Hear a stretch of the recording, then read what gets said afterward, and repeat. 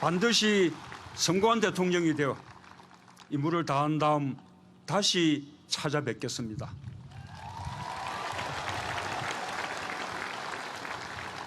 그때 다시 한번 당신이 했던 그 말, 야 기분 좋다, 이렇게 환한 웃음으로 반겨주십시오.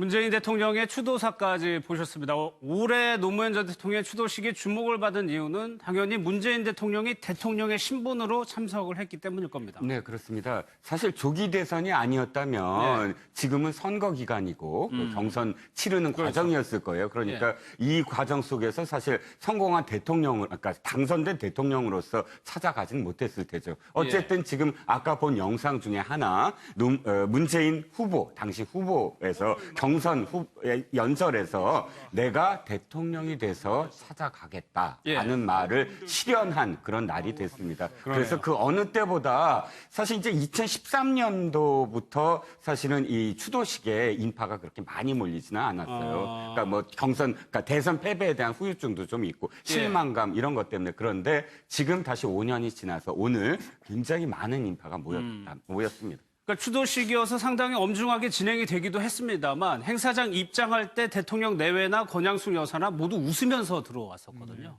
그게 분위기를 좀 반영하는 것 같아요. 네, 어느 정도 뭐 사실은 또 웃으시면서 입장을 했다고는 하지만 실제로 마음속은 또 여러 가지로 아마 그 뜨거운 그런 마음속에 깊은 곳에 뜨거운 감정들이 아마 용솟음 치고 같이 섞여 있었을 거다 이렇게 보여지고요.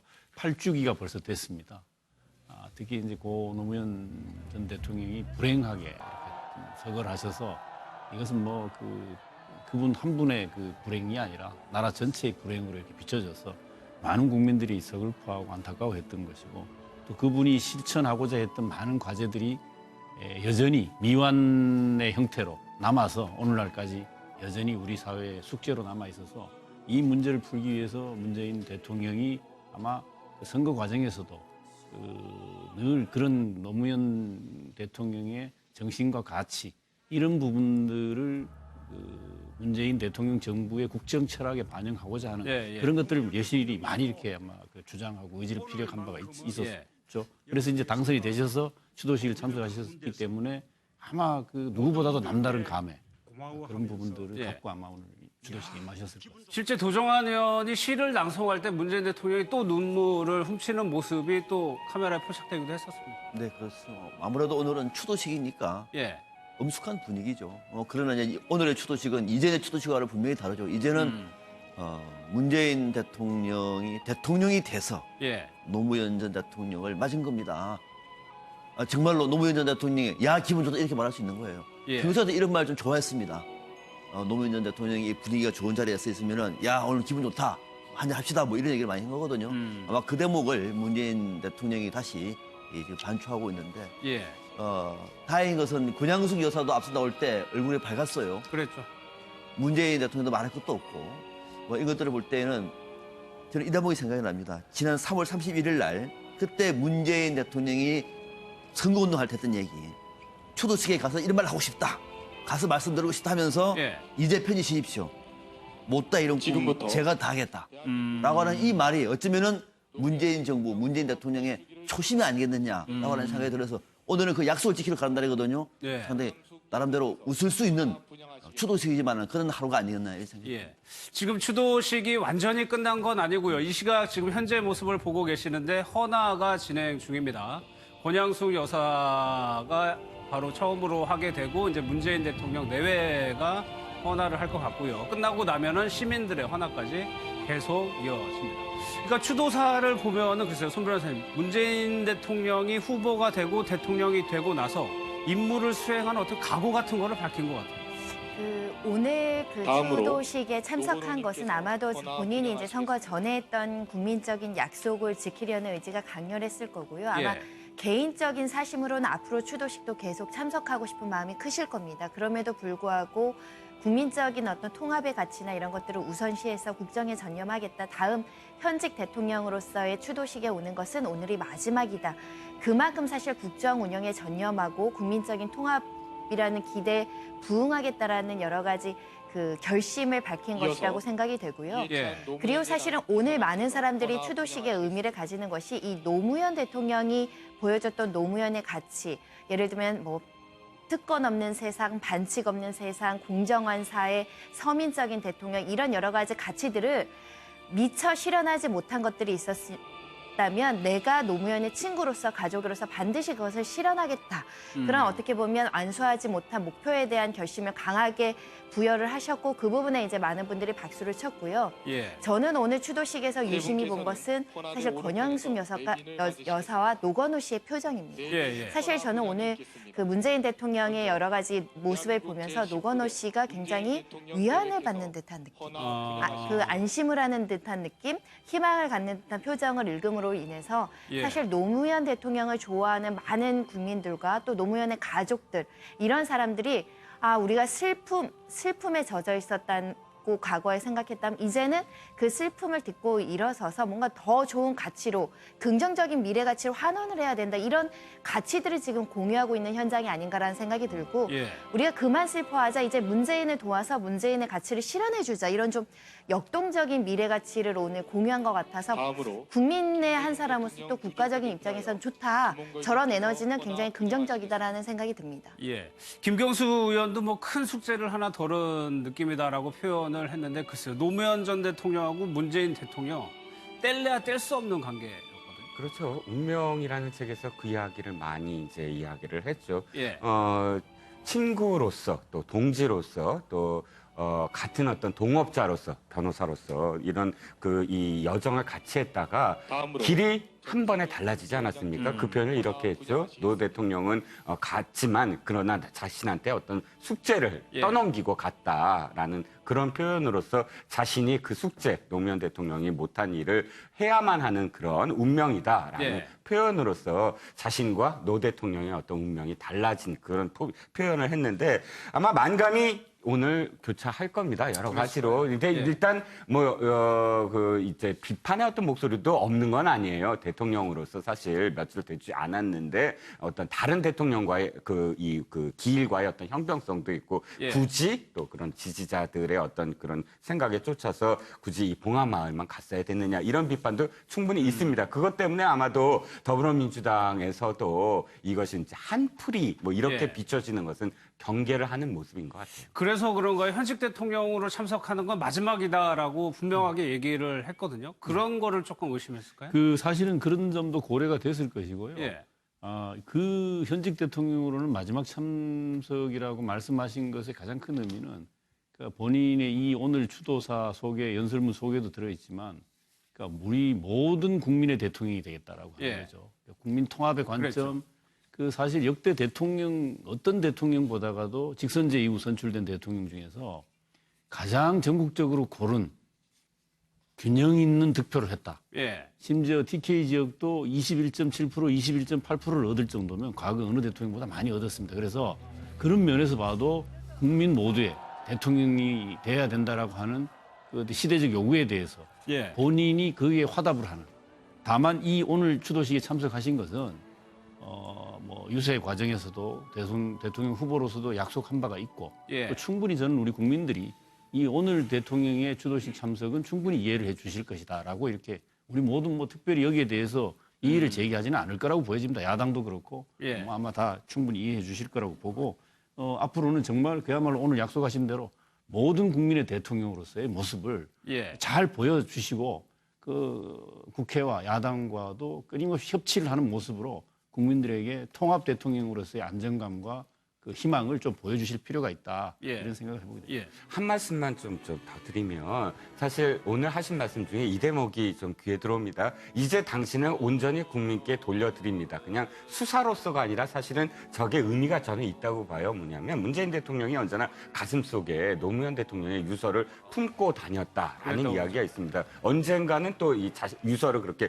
꺼내서 사람들한테 읽어주는 모습도 언론에 이렇게 보도가 됐고 그런데 아마도 이 표현으로서 후보로서 이제는 유서를 꺼내서 어디 다른 곳에 보관할 것 같아요. 늘 갖고 다니지는 않을 것이다. 그러니까 어떤 의미냐면 늘 노무현 대통령의 유서를 가슴에 품고 나는 대통령이 돼야만 한다, 꼭 되겠다라는 의지의 표현이었던 것 같고 이미 됐으니까 그것을 이제 내려놓겠다라는 뜻으로 저는 받아들이는데 예. 한 가지 제가 또 말씀을 드리면 박근혜 대통령도 사실은 그런 어떤 목적이 저는 있었다고 봐요. 그러니까 예. 10월 27일 날 그 청와대에서 나오면서 쫓겨나오듯이 나오면서 박정희 대통령, 아버지 박정희 대통령의 한을 내가 꼭 풀어드리리라 하고 다시 절치부심해서 청와대로 갔단 말이죠. 예. 중요한 건 그 이후예요. 청와대에 간 것이 목적이 돼서는 안 되죠. 정말 성공한 대통령이 되는 것이 목적이어야 되는데 그 이후의 행보는 청와대에 간 것이 하나의 목적이 된 게 아닌가. 그러니까 지금 문재인 대통령 예. 표현처럼 성공한 대통령이 돼서 다시 찾아오겠다는 말이 꼭 실현되어야 된다. 그래야 이 대통령이 되는 것이 목적이 아닌, 그러니까 온전히 노무현 대통령을 가슴에만 품고 다닌 것이 아닌 그야말로 성공한 대통령이 되어야 된다는 거죠. 알겠습니다. 2년 전만 하더라도요. 아들인 노건호 씨가 당시 한나라당 김무성 대표를 굉장히 비판하는 발언을 했었죠. 그 영상을 좀 잠깐 보도록 하겠습니다. 전직 대통령이 NLL을 포기했다며 빗속에서 정상회의록 일부를 피토하듯 줄줄 읽으시던 모습이 눈에 선한데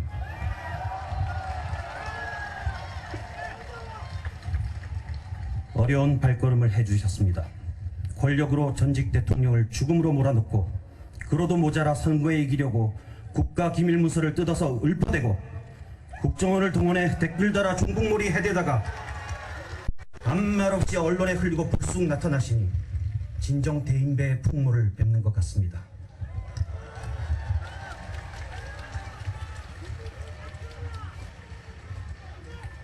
혹시 내년 총선에는 노무현 타령, 종북 타령 좀 안 하시려나 기대가 생기기도 하지만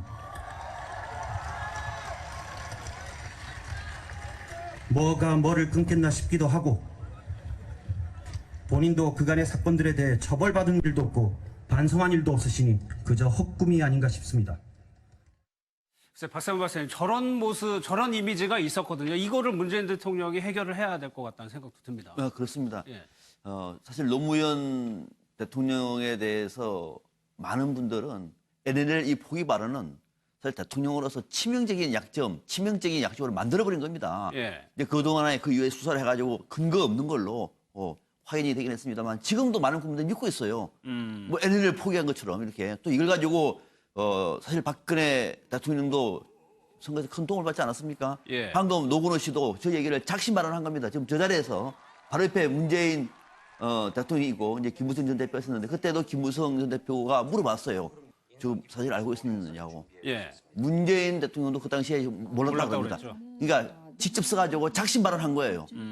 그렇게 아무도 그것도 없이 이 돌아가신 아버지 노무현 전 대통령한테 이 NLL을 포기했다고 말하면서 선거에 이용해먹고 종북 타령하고 그런 사람이 오늘 이게 왜 왔느냐 뭐 이런 얘기거든요. 예. 그런데 이번 대통령 선거에도 종북물이 자파 타령이 있었어요.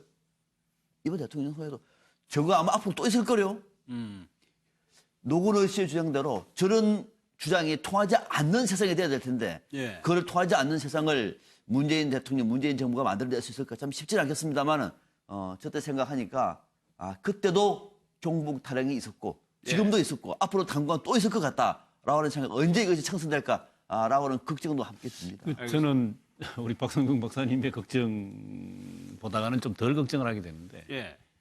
저 때는 분명히 그랬습니다. 2012년 대선 과정에서 그 당시에 한나라당, 새누리당 그 대표가 그 대선 과정에서 박근혜 그 후보를 당선시키기 위해서 저런 종북몰이를 한다고 NLL 포기 발언을 했다고 말을 했고 나중에 사실이 아닌 걸로 드러났습니다만, 근데 이번에도 그런 게 있었습니다. 그 예를 들면 뭐 북한에 가서 뭐 허락 그 북한 인권 결의안 문제, 표결 문제를 유엔에 표결하는 문제를 북한 가서 북한의 허락을 받는지 여부 이런 걸로 또 문제를 삼았습니다만 제가 보기엔 우리 지금 국민들이요. 그런 식의 종북몰이와 색깔론 가지고는 더 이상 선거에 이용하지 말라는 준엄한 경고를 내린 겁니다. 왜냐하면 그걸 주장하고 그쪽에 의존해서 캠페인을 벌였던 그 후보들이 지금 결과를 보시면 아시지 않습니까? 예.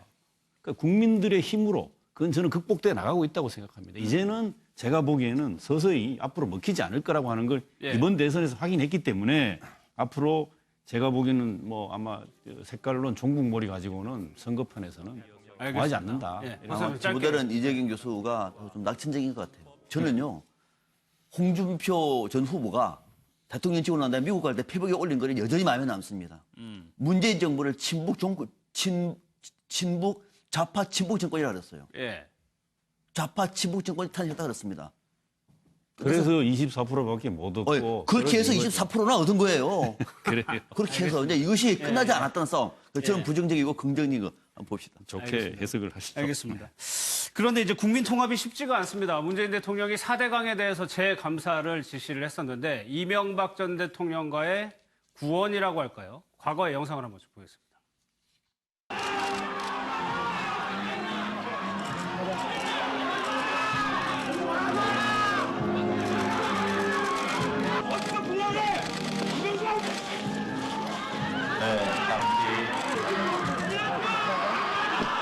경건한 연결식을 위해 가정해 주시기 바랍니다. 고인을 마지막 보내드리는 길에 건강한 마음으로 영복을 이뤄드리는 연결식입니다.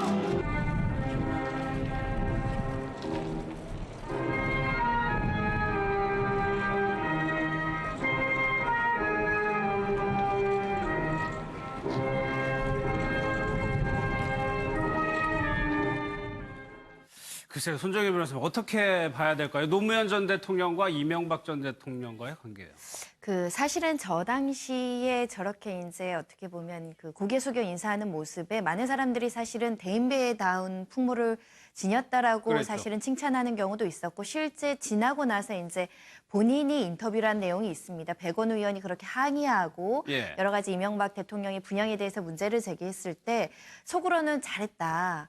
고개 숙이고 싶지 않았다. 본인도 사실은 인간적인 사사로운 감정에 비춰보면 서운한 마음도 있을 것이고요. 예. 이명박 대통령한테 좀 아쉬운 마음도 있었을 것이고 고개 숙여서 인사하는 것이 탐탁진 않았을 겁니다.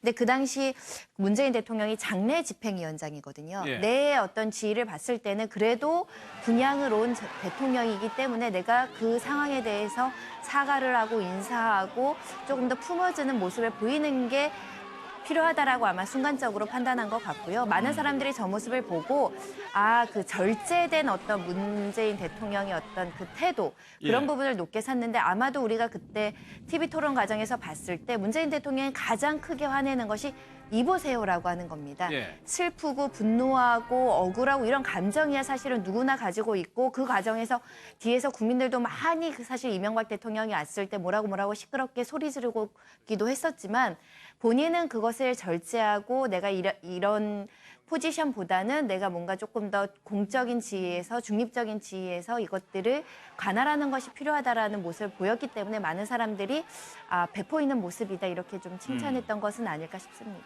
그러니까 서거와 연결실 때까지의 문재인 대통령의 모습이 어떻게 보면 정치로서 끌어들였다고도 할 수 있는 거거든요. 그렇죠. 국민들에게 굉장한 각인을 줬습니다. 네, 그렇습니다. 사실 그 전까지는 비서실장, 사실 예. 박근혜 대통령의 비서실장은 김기춘 비서실장은 떠올릴 수밖에 없잖아요. 왕실장. 그래서 정치에 적극적으로 개입을 했던 모습들. 그런데 문재인 대통령, 그러니까 그 노무현 전 대통령의 비서실장들 그렇게 정치의 전면에 이렇게 나선 적은 없습니다. 그렇기 예. 때문에 문재인 비서실장에 대해서 국민들이 정치인이다 내지는 뭐 앞으로 무엇을 할 사람이다 이렇게 여긴 적이 없어요. 예. 민정수석 시절은 더 말할 것도 없고 그런데 문제는 저때 사실은 전원 장면도 그렇고 그 이전에 그 박희태 한나라당 그 대표가 찾아왔을 때도 그러니까 그 장례식 전에 예. 봉화마을에 찾아왔을 때도 뭐 온갖 그런 그 이 추모객들이 그 물병 던지고 욕설을 하고 그때도 온몸으로 막아서고 사죄를 하고 진정시키고 그런 어떤 장면들이 계속 있었거든요. 예. 뭐 속내를 말씀하셨지만 내가 지켰어야 됐다. 나도 속으로 마음속으로 울었지만 이런 모습들이 사실 국민들한테 마음으로 전달이 됐죠. 그러니까 예. 노무현을 지킨 사람. 거기서부터 사실은 정치를 하는 어떤 기본적인 그 믿음 이런 것들이 출발하지 않았나 싶습니다.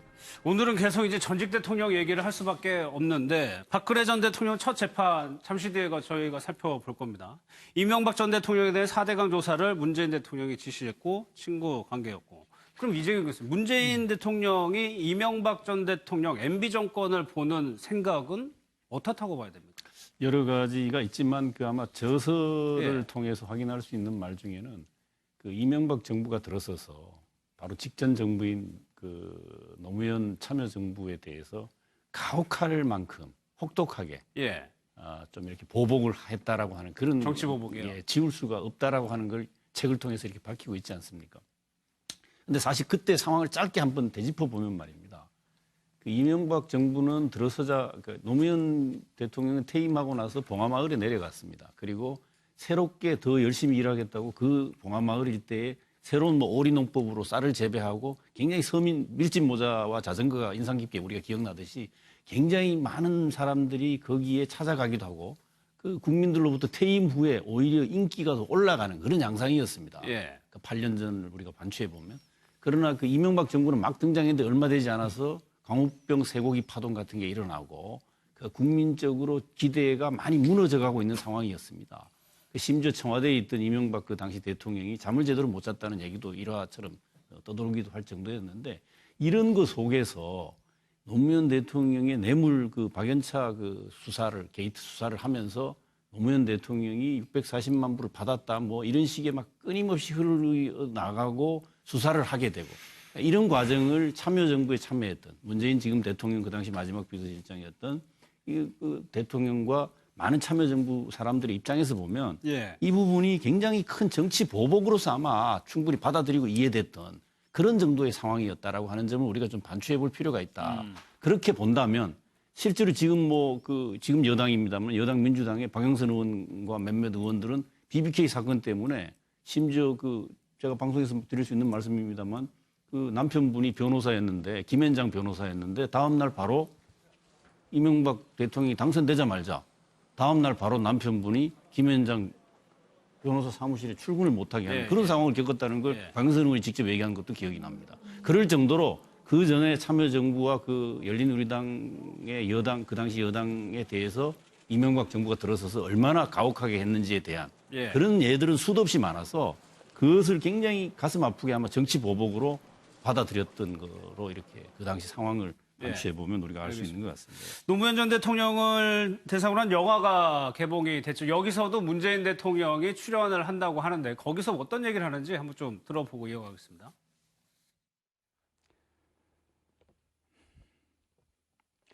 너무 많은 사람들에게 신세를 졌다. 나로 말미암아 여러 사람이 받은 고통이 너무 크다. 앞으로 받을 고통도 헤아릴 수가 없다. 여생도 남에게 짐이 될 일밖에 없다. 아무것도 할 수가 없다. 책을 읽을 수도, 글을 쓸 수도 없다.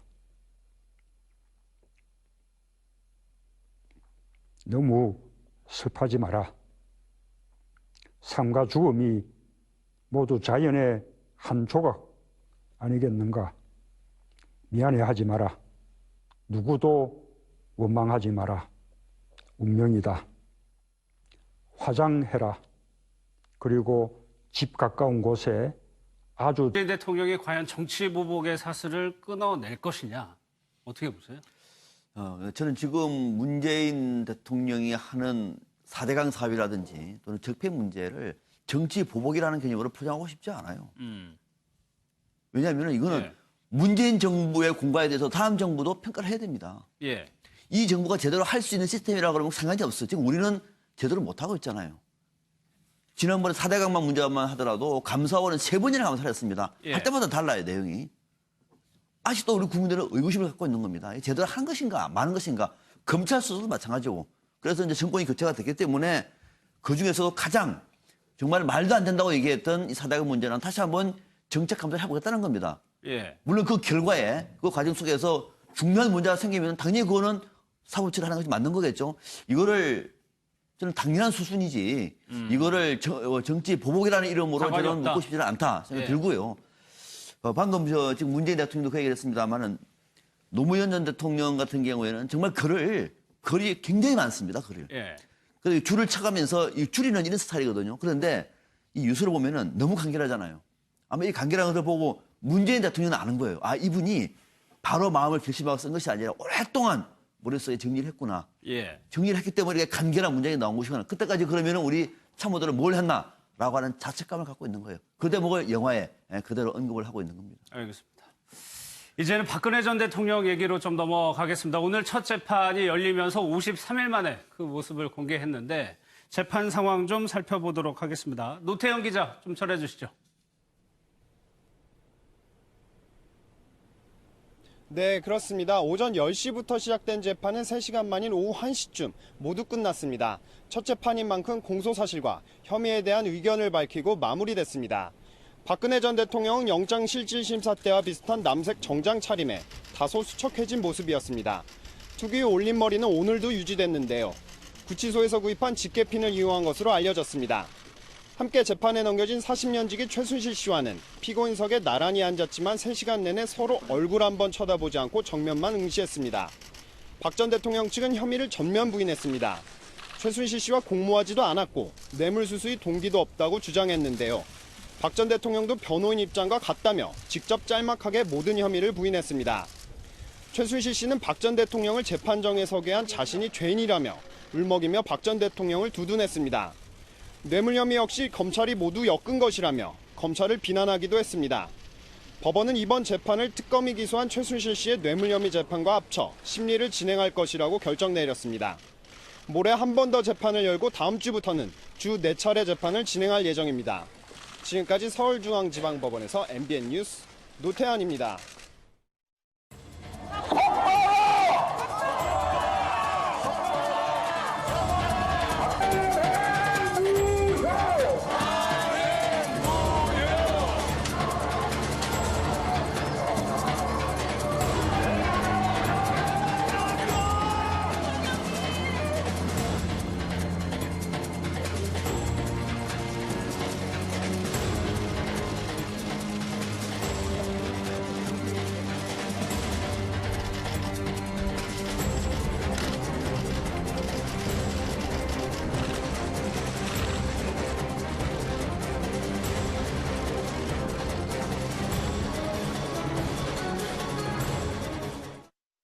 재판은 3시간 가까이 진행이 됐는데 하나하나씩 좀 짚어보도록 하겠습니다. 출두할 때 장면부터 한번 보겠습니다. 손 변호사님, 이때도 탄핵된 상황이었는데요. 오늘은 전혀 경호나 교통통제가 이루어지지 않았어요. 그러니까 전직 대통령 예우 때문에 첫 영장실질 심사 때는 교통통제가 있었는데요. 예. 이제 오늘 같은 경우는 교통통제는 하지 않았습니다. 출근길이었기 때문에 사실은 도로가 좀 혼잡한 것도 있지만 사실은 이제 경호 문제가 이제 법무부로 이관이 되고 예. 앞으로 박 전 대통령이 수십 차례나 공판기일에 참석을 하셔야 되거든요. 그때마다 사실은 시민들의 불편을 감내시키면서까지 교통통제할 만큼의 어떤 경호상의 위기는 없다. 그렇게 예. 판단한 것이 아닌가 싶고요.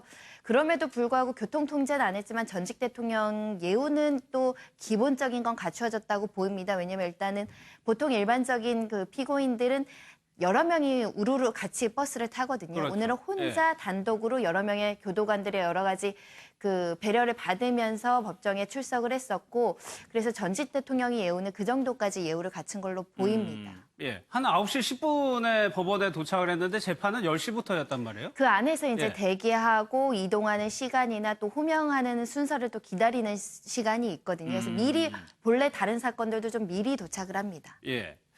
그래서 어떤 모습으로 등장하냐가 사실 최대 관심사였었는데 글쎄요, 많이 좀 수척해진 것 같긴 한데 그렇게 걱정할 건강에 크게 문제가 있는 것 같지는 않아 보여요. 그렇죠. 우리가 목도해야 될 어떤 부분 중에 첫 번째가 건강 문제예요. 예. 왜냐하면 지난 대선 때 홍준표 후보를 비롯해서 또 조원진 후보, 뭐 그리고 또 태극기 집회에 그랬죠. 나와서 예. 있는 많은 사람들이 주장했던 것이 지금 정부가 또는 사법부가 지금 박근혜 전 대통령이 아파서 예. 사실 보석을 해야 되는 입장임에도 불구하고 그것을 은폐하고 있다라는 어떤 주장을 했고, 그리고 또 뉴스까지 일부 언론, 인터넷 언론에서 그런 뉴스까지도 생산이 됐어요. 예. 그렇기 때문에 실제로 진짜 사람들이 보기 전에는 어떻게 아픈지, 얼마나 건강에 안 좋으신지 알 수 없지 않습니까? 확인할 방법이 없으니까. 확인할 방법이 없죠. 그런데 오늘 봤을 때 건강 악화설은 그야말로 가짜 뉴스였구나라고 알 수가 있었습니다. 자세히 보면 나대불추라고 보일 텐데 빨간 글로 돼 있는데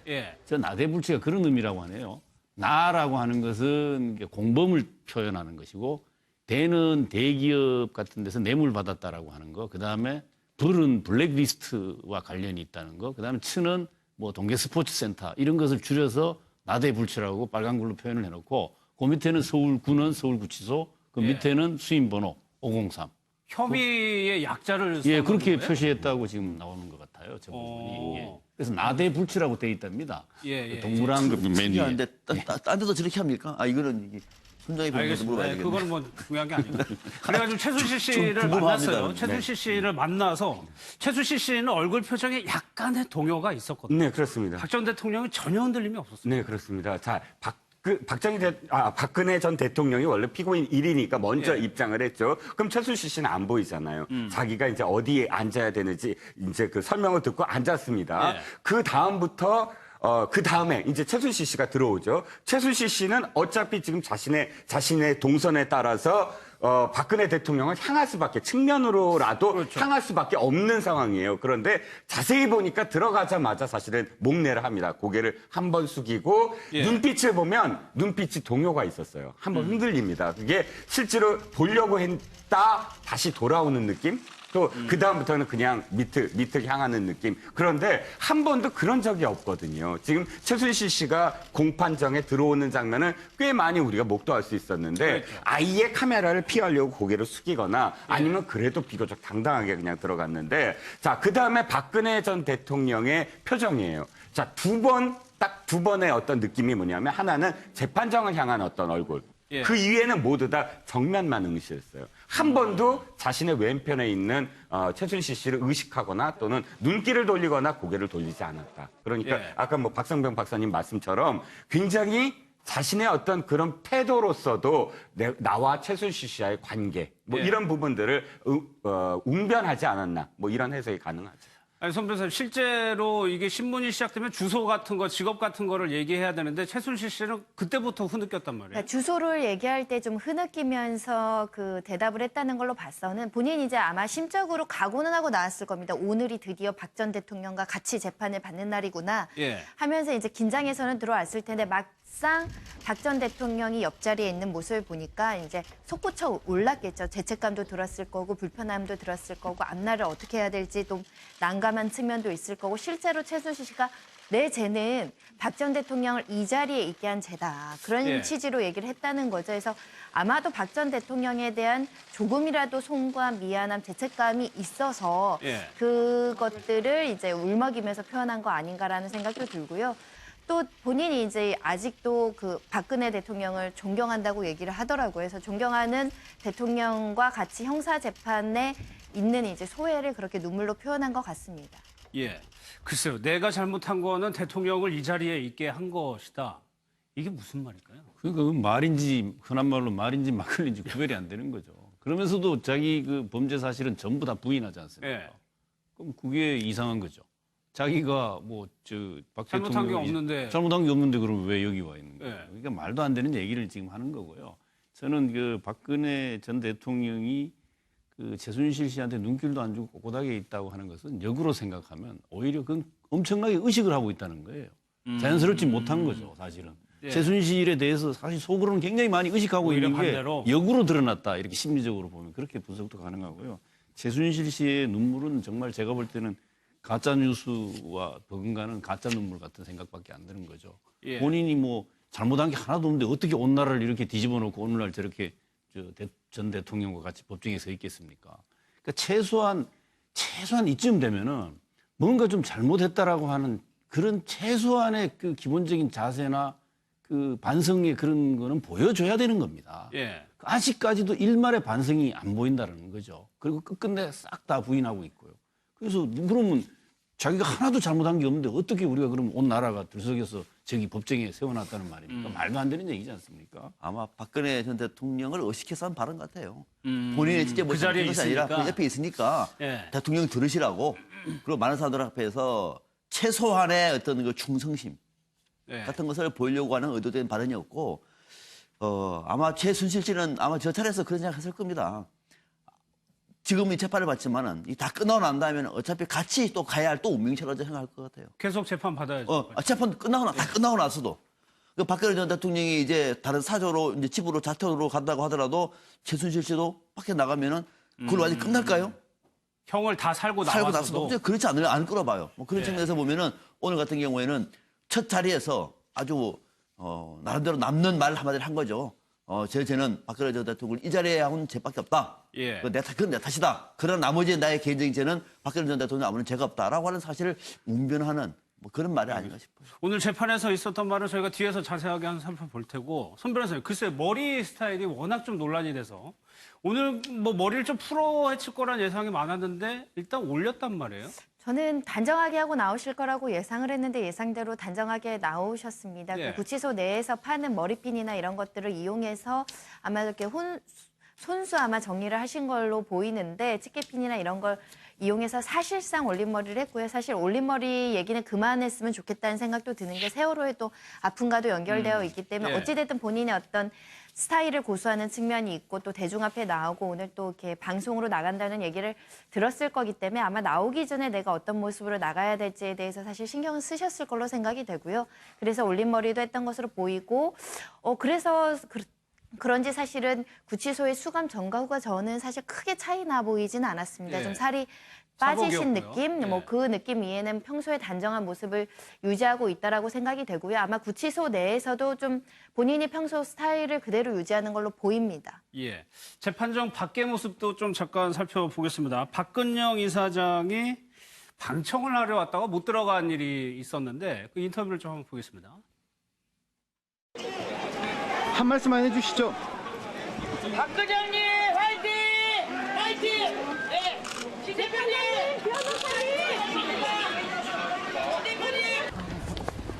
입장을 바꿔놓고 내가 여쭤볼게. 형님이 이러시면 어떠시겠어요? 잘 좀 오해 같은 거 밝혀지기를 바랄 뿐이죠. 예. 그래서 구치소에 계신 박근혜 대통령님, 전 대통령님하고는 연락을 좀 취하셨어요? 아유, 전혀. 네, 그럴 수 있으면 좋지만 여러 가지 심정도 좀 이렇게 정리하시고 그런 시간을 드려야죠. 면회 가서 무슨 드릴 말씀이 있겠습니까? 그냥 울다가만 나올 건데 그런 시간이라도 우리가 뺏지 말고 마음 편안하게 해드려야죠. 평소에 이런 일 있기 훨씬 전부터 부신 기능 저하증에 많이 시달리고 계셨으니까 잘 치료받으실 수 있었으면 하는 게 저의 소망이죠. 박지발 씨도 오늘 방청 오시나요? 그건 잘 모르겠습니다. 오고 싶어도 이렇게 기자님들이 이렇게 하시니까 여기에 엄두가 안 나서 오고 싶어도 못 오지 않나 저는 그런 생각을 하고 있습니다. 누님의 그런 건강과 그런 평온한 마음을 유지하실 수 있도록 하려고 부쩍 애를 쓰고 있다는 건 그건 알고 있습니다. 지켜야 되죠. 지금 한번 들어가 보려고 그러는데 어떻게 방청권 있으세요? 가족은 방송권 없어도 된다 그래서 일단 왔어요. 학교도 방청권이 배부가 됐습니다. 이미 변호인을 통해서. 근데 우리는 그런 걸 몰랐어요. 그 변호인하고 통화가 되셨어야 될 것 같은데 변호인을 통해서 방청권이 배부가 됐고 네. 여기 그럼 못 지금 들어가요? 들어가실 수 없습니다. 예. 그 일찍 오면은 거기서 배부를 해준다고 그렇게 다른 저한테는. 재판인데 이거는 추첨을 했기 때문에 예. 저는 몰랐습니다. 예, 네. 예, 죄송합니다. 우리 인터뷰만 하고 가게 생겼네. 예. 네, 알겠습니다. 돌아가자. 오늘 호송차 상중계 좀 지켜보시고 오신 거예요? 좀 잔인한 생각이 들었습니다. 그래도 여성이신데 화장 정도는 조금 얇게 하실 수 있게 그런 게 좀 허락이 된다든가 뭐 그런 흉악범도 아니고 그런 중재라고 생각하지 않습니다. 그래서 머리라도 좀 하실 수 있게 간단한 병원이 있듯이 조금 이렇게 공인으로 사시는 분들은 조금 그 머리 손질이라도 좀 해드릴 수 있었으면 하는 마음으로 그 민낯을 뵈니까 너무 가슴이 아팠습니다. 네. 이정도 시장 어떻게 보면 해프닝인데 방청권이 당연히 있는 줄 알았는데 없이 그냥 간 거예요. 그런데 이제 그렇게 표현은 하시는데 사실 이 박근영 씨의 그간의 행적을 보면 그런 적이 한두 번이 아니라서요. 예. 그 지금 신동욱 씨도 마찬가지였어요. 똑같은 일이 반복되면 그걸 모르고 갔다고 얘기할 수가 있을까요? 지난번에 구치소에서도 마찬가지입니다. 무작정 신동욱 갔었죠, 씨가 무작정 가잖아요. 예. 그다음에 이게 못 들어가니까 그다음에 이제 저기 영치금이랑 뭐 전해주러 왔다라고 돌아가면서도 나 이런 줄 몰랐다. 예. 그 말을 했고 지금도 오늘도 그냥 나오는 줄 알았다. 인터뷰만 하고 간다 이렇게 얘기했는데 저는 거꾸로 이렇게 생각이 들어요. 참 언니가 만약에 언니인 박근혜 대통령의 입장을 생각한다면 예. 사실은 정말로 그렇게 지금 애틋하게 이야기하잖아요. 그러면 저 같으면 이렇게 하겠어요. 박근혜 대통령, 그러니까 내 형님, 내 누님 또는 내 언니가 원하는 방향대로 해줘야 그것이 진정으로 그분을 위한 길 아닙니까? 네. 그러면 그분이 진짜 나를 원하는가에 대한 어떤 생각을 해야 되지 않겠습니까? 나를 원한다면 삼성 자택에 왔을 때도 사실은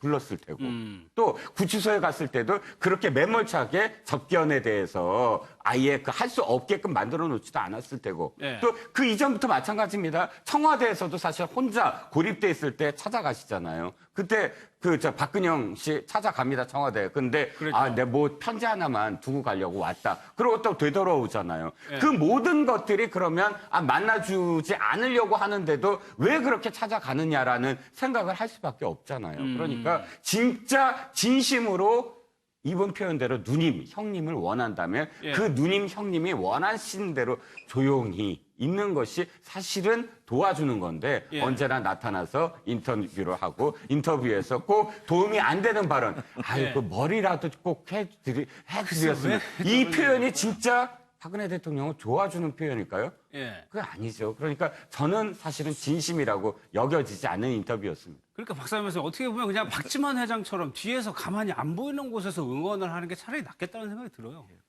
더 보탤 것도 없고요. 예. 이정호 시장님 딱 100% 동의합니다. 정말로 저거는 상식적으로도 그러니까 예. 어떤 그래도 대통령의 친여동생 아닙니까? 저 정도의 언행을 하면은 무엇인가 이게 좀 정리가 된 듯한 얘기를 해야 신뢰감이 가는 거거든요. 아니 제가 동네 아저씨라고 하더라도 가가지고 방청을 하게 되면 저 가족인데 갈 수 있느냐 예. 확인하고 난 다음에 그렇죠. 상대방 예를 보고 난 다음에 또 물어보고 가는 것이지 그렇게 얘기를 듣고 그냥 간다 저렇게 또 부부가 저렇게 나란히 그렇게 하고 나 이거 아니네 뭐 가서 인터뷰하고 또 가버리고 예. 왜 저렇게 하실까? 딸로 이해가 안 되는 딸은 부분이 너무 편할 거 없습니다만은 예. 이정호 시장님의 저 발언으로 대신하겠습니다. 예. 공감합니다. 그것도 오늘 또 좀 늦었어요. 그 재판 시작하고 도착을 했는데. 오늘 글쎄요, 손 변호사님. 이경재 변호사하고 최순실 씨가 어떤 식으로 주장을 했냐면 정치적인 얘기에 계속적으로 초점을 맞췄단 말이에요. 그 계속해서 특검 기소나 검찰의 기소가 추정과 상상으로 쓴 거다, 촛불 시위다, 정치적으로 탄압하는 사건이다라는 취지로 변론을 이어가고 있는데 사실 예. 재판부에서 가장 온당치 않은 주장일 수 있습니다. 왜냐하면 이 재판이라는 것은 사실 사실관계와 법리적인 주장을 통해서 증거로서 그 주장이 왜 사실이 아닌지 그런 것들을 치열하게 다퉈야 되는데 그런 게 아니라 시위, 정치, 정치권의 영향, 특정 세력 이런 것들을 얘기하는 것 자체가 사실 사법부에 대한 무시로 보일 수 있거든요. 예. 사실 대한민국 검찰이 그냥 정치적인 이유로 무죄가 100% 되는 거를 기소할 일은 만무한 거 아닙니까? 그런 측면에서는 사실 정치적인 주장은 매우 온당치 못하다. 그럼에도 불구하고 정치적인 주장을 하는 것은 예. 사실은 그 무죄의 증거가 부족하다라는 반증일 수도 있고 두 번째로는 여전히 정치적인 영향력을 행사해서 뭔가 좀 여론을 호도시키기 위한 또는 지지 세력을 결집시키기 위한 예. 그 정치인으로서의 최소한의 명예를 지키고 싶은 마음 이런 걸 수 있는데 사실 우리가 헌법재판소 과정에서 확인한 거 아닙니까? 헌재에서 정치적으로 공방하고 정치적으로 사실 헌재를 공격한다거나 특정 기관을 공격하니까 오히려 개심죄에 걸린 거 아니냐. 그런 여론도 있었는데 앞으로 박 전 대통령도 최순실과 똑같은 정치적인 변론을 할지는 좀 예. 지켜봐야 될 것으로 보이는데 통상적인 법원의 재판에서 예를 들면 검찰이 나를 엮었습니다. 이런 식의 주장은 변호사들이 절대 하면 안 된다라고 하는 거거든요. 앞으로 좀 지켜봐야 될 것 같습니다. 아니 최순실 씨가 얘기한 거는 더 구체적으로 나가요. 이정도 씨 봐보세요. 한웅재 검사, 부장검사 수사하고 있는 부장검사입니다. 한웅재 검사가 박 전 대통령 축출에 대해서 생각한 것 같다. 처음 재판받을 때. 네, 그렇죠. 이렇게 오늘 얘기를 한 거예요. 아예 얘기를 하죠. 자, 이거는 뭐냐면 한웅재 검사가 사실은 돈 만찬 사건에 거기 배석을 한 참석한 검사잖아요. 자, 그 사건이 어떠한 지금 파장을 낳고 있는지까지도 계산을 한단 말이죠. 그러면서 오늘 박근혜 대통령 쪽 유영하 변호사가 돈만찬 사건을 언급을 합니다. 그랬죠. 어떻게 언급을 하냐면, 자, 이렇게 지금 이 검찰이 그 수사 기록에 대해서 증거라고 내놓은 것들을 다 인정한다면 돈만찬 사건도 부정처 사후 수뢰죄, 뇌물죄다. 그건 왜 그럼 해당이 안 되냐 하면서 그 사건을 언급하고, 더불어 최순실 씨 쪽 변호사가 최순실 씨 쪽에서 이렇게 한웅재 검사 앞에 앉아 있는데 언급한다는 건 이 모든 것들을 다 이쪽 표현대로 엮을 수 있다는 거죠. 그러니까 지금 이 윤 지검장이 이 모든 것들을 고영태와 함께 했고, 그 다음에 돈만찬 사건은 사실은 검찰 쪽에서 봤을 때는 좀 아픈 부분이거든요. 이것이 앞으로 파장이 계속되면 사실 중앙지검 내부의 공소 유지에 대한 부분인데, 사실 신뢰도라는 부분에서도 참 문제가 있고, 그러니까 아주 정치적으로 이것을 끌어들여서 법리 다툼보다는 그쪽으로 승부를 걸겠다라고 아예 첫날부터 모습을 보인, 자신들의 의도로 보인 어떤 행각이 행보가 돼버렸습니다. 이미 이 사건은 검찰이 탄탄하게 관련된 내용을 엄청난 분량으로 축적돼 있는 거죠. 관련된 정은도 다 받아놓은 상태고, 이거를 지금 박근혜 전 대통령 측에서 반박할 수 있는 그냥 아니라고 하는 거 외에는 할 수 있는 게 없어요. 그러면 이 답은 나와 있는 겁니다, 이제. 답은. 그러면은 여기서 인정할 수도 없는 것이고 또 더 부인할 수도 없는 것이고, 이거는 그냥 모른다, 아니면 내가 한 바가 아니다, 뭐 좋은 의미로 만들었다 정도인데, 그럼 이 사건을 전체적으로 어떻게 핸들할 것인가의 문제가 남아있는 거거든. 앞서 이제 소 변호사님 말씀하셨는데, 저는 이 사건을 정치적으로 몰고 가는 이유가 있는 거예요. 정확한 이유가. 뭐냐면은 이 내용을 정치적으로 풀고 나가야 그나마 박근혜 전 대통령이 큰 유죄를 받더라도 항변할 수가 있는 거예요. 이거는 사법적인 판단이 아니라 정치적인 판단이다 라고 강하게 치고 나올 것이고, 그게 지지자들도 함께 할 것이고, 해법도 정치적으로 사면도로 풀려고 하는 전략을 가지고 있는 거예요. 그러다 보니까 이 사건을 꼼꼼히 뜯어보면 대부분 다 정치적으로 몰고 가는 그런 의도가 담겨 있는 거죠. 알겠습니다. 오늘 재판 마치고 나서요, 유영하 변호사와 이경재 변호사 인터뷰 내용을 좀 한번 보겠습니다. 저희는 유감스럽지만 재판부의 결정이기 때문에 받아들이도록 그렇게 한다고 아까 말씀을 올렸습니다. 무엇보다 기록 검토 시간이 많이 필요하다라는 거를 많이 어필을 하셨는데요. 이 부분에 대해서는 어떻게 생각하십니까? 사실이니까요. 향후 일정에 대해서 무리가 있는 부분이 있습니까? 욕하지 않겠습니다. 첫 재판인데 특별한 언급 안 하시던가요? 증거 불충분 주장하시면서 돈봉투 만찬 언급을 하셨는데 어떤 취지인지 좀 다시 한번 말씀해 주세요.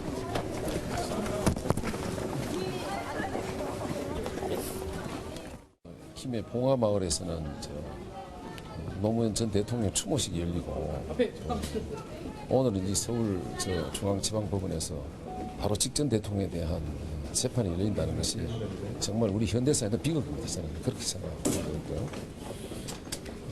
피고인 최성원의 입장은 전에 말씀드린 대로 적어도 이런 처참한 광경은 없었으면 하는 것이 큰 바람이었는데, 어쩔 수 없이 이제 여기까지 왔습니다. 드라마틱한 정치적인 투쟁 끝났다.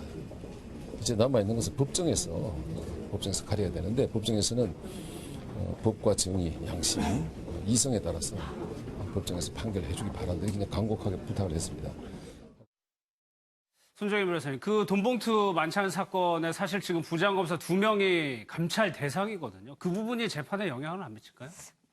완전히 별개의 사건이라고 보이고요. 만약에 그 돈봉투 만찬도 사실은 지금 그 특정인들이 고발 조치를 해가지고 경찰과 검찰의 수사 배당이 이루어진 걸로 저는 알고 있어서, 그 부분에 이제 문제가 있고 그것이 범죄라고 한다면 마땅히 수사기관에서 기소해서 또 형사재판을 받아야 되는 문제는 별론이고요. 근데 이 사건과 이 사건을 연결짓기에는 아직 인과관계라든가 관련된 뒷받침되는 정황들은 발견되지 않았다라고 저는 생각하고, 이 돈봉투 사건을 얘기하는 것 자체가 검찰과 특검도 뭔가 이렇게 정당하지 못한 권력이다, 그리고 뭔가 이것이 정치적으로 이용된 사건이다, 이런 것들을 강조하기 위한 것으로 보이는데, 사실은 인과관계가 뚜렷하지 않은 다른 별개의 사건을 가져오는 것이 굉장히 경계돼야 될 부분입니다. 그런 측면에서는 사실 재판부가 어떻게 바라볼지 이거는 이제 이경재 변호사님도 잘 알고 있을 것이라고 보이고요.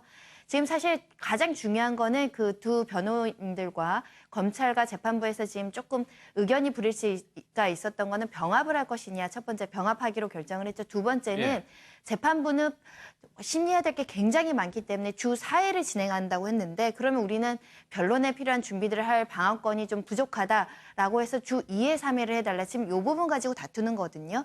충분히 변호인으로서는 주 몇 회 열리는 것이 중요한 문제일 수 있고 이런 것들 절차적인 부분을 다투는 것은 당연히 해야 될 일이라고 생각합니다. 하지만 다른 사건, 정치적인 것들, 뭐 정치적인 주장, 뭐 이것이 정치적인 사건이다, 뭐 이렇게 얘기하는 것은 사실은 사법부의 어떤 신뢰 차원에서는 좀 경계돼야 된다는 생각이 듭니다. 알겠습니다.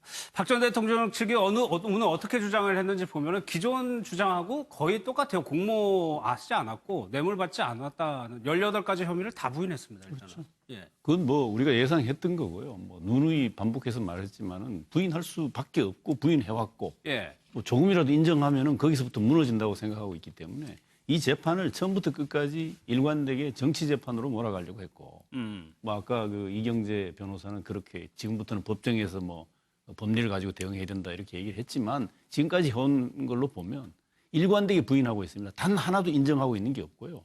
심지어 뭐 아주 격한 감정을 박근혜 대통령은 전 대통령은 검찰 수사 과정에서 격한 감정적 표현을 막 여과 없이 드러낸 게 최근에 일부 언론에 보도되고 그러지 않았습니까? 뭐 더럽게 나를 만드느냐, 뭐 그런 식의 어떤 표현까지 써가면서 했다고 하는 건데 아마 둘 다 이 부분을 인정하지 않을 거라고 봅니다. 계속해서 아마 끝까지 부인할 것이고 앞서 우리 손정희 변호사도 얘기했지만 최순실하고 아마 재판을 같이 병합해서 하는 것에 대한 상당한 부담을 느끼는 모양입니다. 그러게요. 그래서 그런지 이 부분을 계속 이제 그 방어권 문제를 얘기하면서 또 이중 기소의 문제다라고 하면서 그 별도로 재판을 받기를 원한다고 했는데 법정에서는 사실은 그 재판부는 뭐 그런 것에 대해서 뭐 이중으로 한다라고 하는 말이 부당하다. 예컨대 워낙 증인들이 거의 뭐 완전히 겹치는 그런 상황 것들을 또 감안하고 또 아마 그 변호인 측에서 예단의 가능성이 있다고 하는 부분에 대해서도 그렇게 하지 않을 거다라고 하는 점을 분명히 밝힘으로써 병합해서 아마 그 계속 재판을 해 나갈 텐데 이 점을 아마 거의 일주일에 2번씩 같이 법정에서 만나야 될 상황이 올 텐데 그러겠죠. 이 점을 아마 박근혜 대통령과 최순실 측에서는 굉장히 아마 불편하고 부담스러울 겁니다.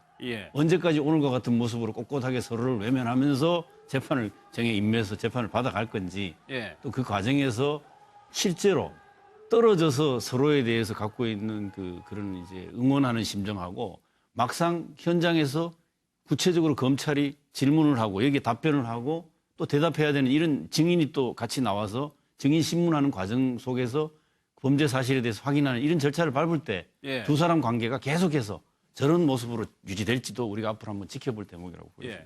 손 변호사님, 그런데 그런 와중에 유독 박근혜 전 대통령 측에서 안종범 전 수석의 수첩은 꼼꼼히 챙겼다는데 그건 왜 그럴까요? 왜냐하면 이게 결정적인 스모킹건으로 박 전 대통령 측도 인식을 하고 있는 겁니다. 객관적인 물증이라고 판단을 하고 있고 혹시라도 이게 지금 검찰에서 증거를 제출할 때는 이게 그대로 제출하기 어려운 측면들도 있고 또 이게 잘 안 보이는 측면들도 있어서 그걸 컴퓨터로 타자를 쳐서 수첩을 기재한 서면이 제출되어 있는데 혹시 검찰에서 일부 사실을 누락했거나 또는 사실대로 기재하지 않았을 걸 기대하고 한번 현물을 우리가 실제 그 검토를 해서 검찰이 제출해서 이제 컴퓨터로 기록된 것과 실제 현물이 같은지를 한번 검토를 해본 모양입니다. 사실 간혹 그 검찰 측에서 피고인한테 불리한 유죄 증거는 제출하는데 검찰에 불리한 거는 제출 안 하는 경우들이 있거든요. 이런 것들을 이제 꼼꼼하게 따져보기 위한 전략으로 보이고 그만큼 안종범의 수첩은 그 최순실이나 박 전 대통령 재판에 굉장히 중요한 증거라고 보시면 됩니다. 알겠습니다. 이제 재판은 이 시점 윤석열 지검장이 이끌 수밖에 없는 상황인데 검찰 내부에 좀 분란과 그런 잡음도 있고요. 어떻게 좀 예상해 보세요? 일단 지금 이 공소 유지라는 측면, 그러니까 윤석열 중앙지검장을 임명한 이유도 사실은 박근혜 대통령과 관련한 부분, 최순실 게이트와 관련한 부분에 대해서 미진한 부분을 더 보강하라는 의미가 충분히 있지 않습니까? 우병우 라인도 그렇고 더불어서 이제 검찰 내부의 개혁이 계속 아마 이번 주 또 다음 주까지 법무부 장관 문제라든지 이런 부분들이 연달아 있을 겁니다. 그러니까 사실 현재 검찰 내부가 흔들리고 있다. 그러니까 이 서울지검이 흔들리고 있다. 이 부분은 아니라고 보여집니다. 알겠습니다. 여기서 마무리하겠습니다. 1분 뒤에 다시 돌아오겠습니다.